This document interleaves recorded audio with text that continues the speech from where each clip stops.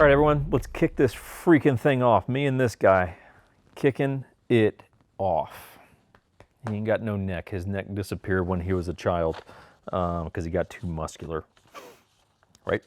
Okay, let's talk about the current status of the real estate market, what is going on, and just kind of some observation things maybe that you should know. So right now, the interest rates are at about 7%. And it's high. It's intimidating. I'm not going to lie. And it has, from my perspective, haven't pulled all the data on it. It has virtually, it has killed buyer demand, and that's what the Fed has been attempting to do. And it's been kind of a buzzword, around the talking heads on the CNBCs of the world. But like, hey, the Fed's got to do what they got to do to kill buyer demand. Well, they've done it when it comes to real estate.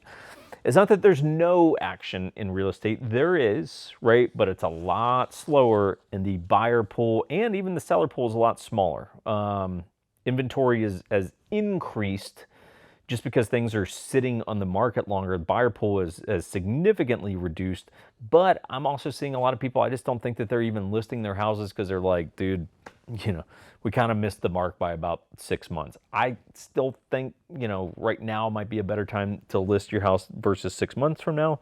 But I don't know. I'm not a fortune teller. But just to kind of give you a sense for it and some practical real world numbers, then we're going to do a part 2 to this video that'll be out later this week that'll actually kind of really give you a couple of hard numbers and put some things in perspective. But pre-COVID, or at least early COVID, house prices were about 30% lower than they currently are. Okay, so you had about a 30% reduction compared to now in home values, and interest rates were at 3%. So the median home price right now is right at $429,000, which would mean that before the market went crazy, that house was worth right at $330,000. Okay. So $330,000 with a 3% interest rate with just a 5% down payment, your payment would have been $1,735. I think for most of us, well, not most, I don't know. I don't know. I'm not in a position to say that, but I think for a lot of people, you go, okay, $1,735, because you go, what's my rent going to be? I don't know, $1,500 to a couple grand probably. So isn't that mortgage payment kind of right smack dead in the middle of where my rent would be? Yeah, so fuck it. Yeah, $1,735. Let's do it. So currently, that same house with the appreciation it experienced during the COVID era, about 30%. Now that house is worth about $429,000, but with a 7% interest rate, that payment would be $3,164. So not quite double, but not far off from double the payment. It's significant. It is significant, and I'm not going to deny that. I think that anyone in my position who either works in the industry or comments right publicly on the industry, you'd be out of your mind to say that, look, that's a significant step up in the cost of living for the average person. In the next video, we'll break down, okay, so what does that really equate to in terms of how much money do you need to be making to afford the houses at these different interest rate tiers, if you will, right? And it's actually pretty interesting. Not numbers that I crunched. I read from an article, so I'm just summarizing the article. But the answer is, I think right now, you've got to really weigh it and do what's best for you. There is no correct answer right now. And some people want to act like they know. They're like, oh, no one should be buying anything right now. They should be waiting. You don't know that. You don't. You don't know that. In the same way that I don't know that. And I probably know more than you, right?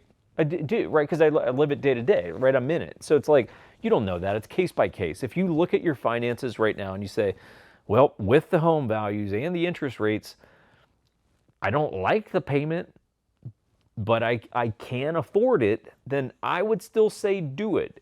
But you have to do it under the assumption that there's probably, I'm just saying, plan on there being a couple year window where you're going to have to ride out that high interest rate. Right, and it's going to take a couple years, hypothetically, purely hypothetical, for interest rates to come back down, at which point in time you refinance down to a lower interest rate, hopefully 3-4%, and then you're like, oh, cool, I rode out the storm. And hopefully your value has stayed, the same or grown a little bit, hopefully. I mean, that's really TBD, we don't really know. But I'm still of the opinion, if you can buy, but I'm also empathetic to the notion of, hey, you simply might not be able to. And that's a harsh reality. The unfortunate other side of the reality is, well, rents suck ass right now too, so I don't really know what the right answer is. Well, I do know one right answer. So last week I showed you guys the Midwinter's Night Dram Act 10. That's the 10th anniversary.